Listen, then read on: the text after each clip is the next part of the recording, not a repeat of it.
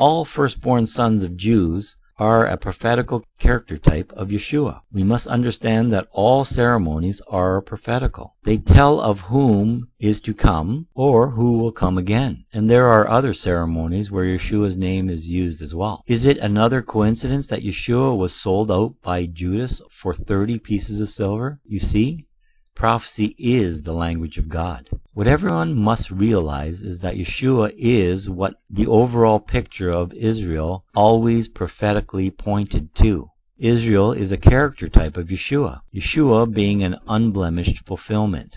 Israel is an adoptive son of God, with faults. And Yeshua, coming through Israel, is the pure Son of God, unblemished, everything Israel should have been, but could not. The prophetical character type that shows this is the story of Jacob's 12 sons. Jacob is Israel, the name God gave him after Jacob wrestled God in the wilderness. His sons are the 12 tribes of Israel. Joseph was Jacob's beloved son, but because of the jealousy that Joseph's brothers had for him, they sold him off for a ½ pound of silver pieces. In essence, they rejected him, just like Israel rejected Yeshua as their Messiah. Joseph lived separate from his people, exiled in Egypt. Yeshua is temporarily separated from Israel and is exiled with Israel, for his salvation has been given to the Gentiles, which is implied by Joseph taking a Gentile wife. When a famine came to the land, Joseph's brothers went to Egypt to buy grain, unwittingly from Joseph, who was in charge, but they did not recognize him, not until he revealed himself to them. Yeshua will show his face to all of Israel when he returns, and the house of David shall mourn. These next verses in Isaiah, again, can only point to Yeshua, and it shows that he and Israel are inseparable. Coastlands, listen to me. Listen, you people far away. Adonai called me from the womb. Before I was born, he had spoken my name. He has made my mouth like a sharp sword, while hiding me in the shadow of his hand. He has made me a sharpened arrow, while concealing me in his quiver. He said to me, You are my servant Israel, through whom I will show my glory. But I said, I have toiled in vain, spent my strength for nothing, futility. Yet my cause is with Adonai. My reward is with my God. So now Adonai says, He formed me in the womb to be his servant, to bring Yaakov back to him, to have Israel gathered to him, so that I will be honored in the sight of Adonai, my God having become my strength.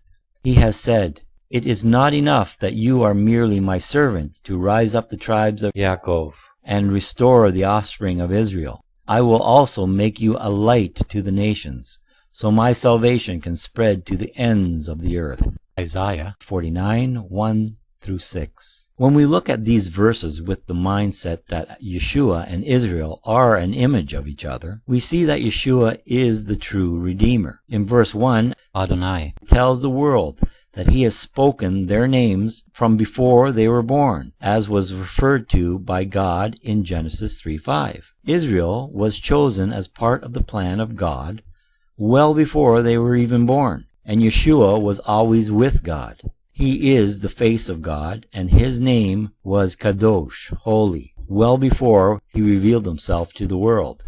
The context of these verses flip back and forth between talking of Yeshua and Israel. Verse 1 tells the world that out of all the peoples of the world, Adonai has called out or chosen Israel as his people, his heritage. He has spoken their name. It was he who gave them their name. They were to be God's righteous example on the earth, and in their righteousness, God's mighty arm would always protect them. Then he tells us, You are my servant Israel, through whom I will show my glory. This can only mean that through Israel, he will show his face to the world in a manner that is righteous to him, and that he would be glorified. It tells us that God will use Israel, his servant, to fulfill this plan.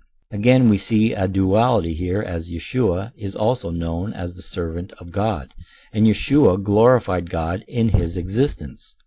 Verse 4 speaks of Israel saying that they have toiled in vain and spent their strength for nothing, futility. meaning that they could not reach the glory or righteousness that was set before them. They constantly fell short of what God expected of them, so they will leave their faith in the hands of Adonai, for their rewards are with Him and what He will do.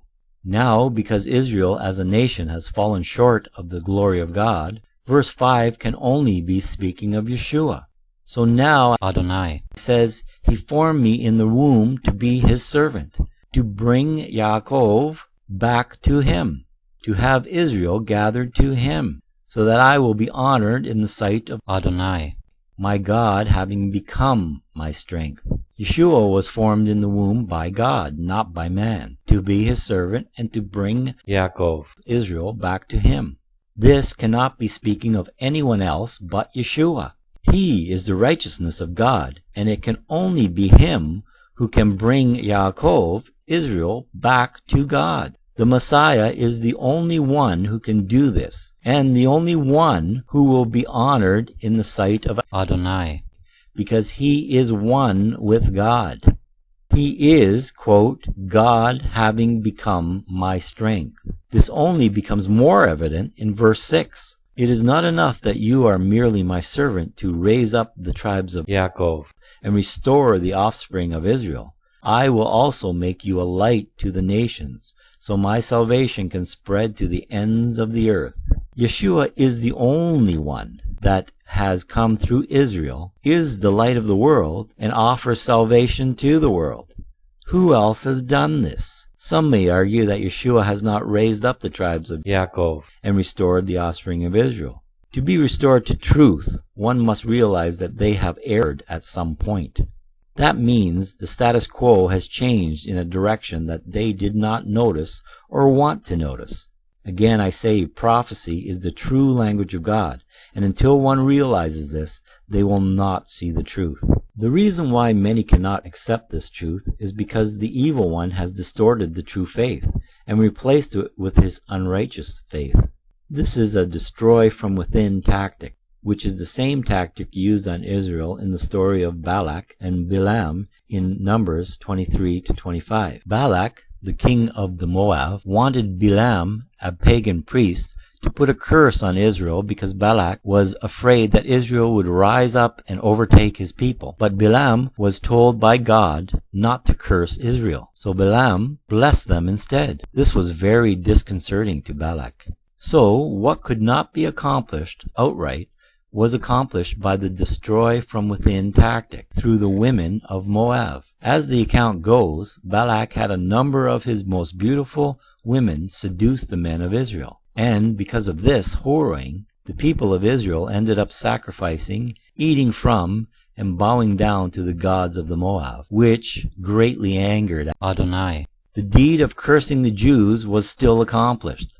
So just as the Jews were destroyed from within, the New Covenant faith has been distorted over the past 2,000 years by the same manner, leaving the New Covenant faith an empty core of what it was and should have been. This has happened so much so that the false faith has become the norm, and the true faith has been given to a chosen few, which is what the New Testament prophesies. But that's a topic for another video, and is detailed in my book. I truly hope this teaching has been a blessing to all of you who hear it. May Adonai bless you in Yeshua's Hashem.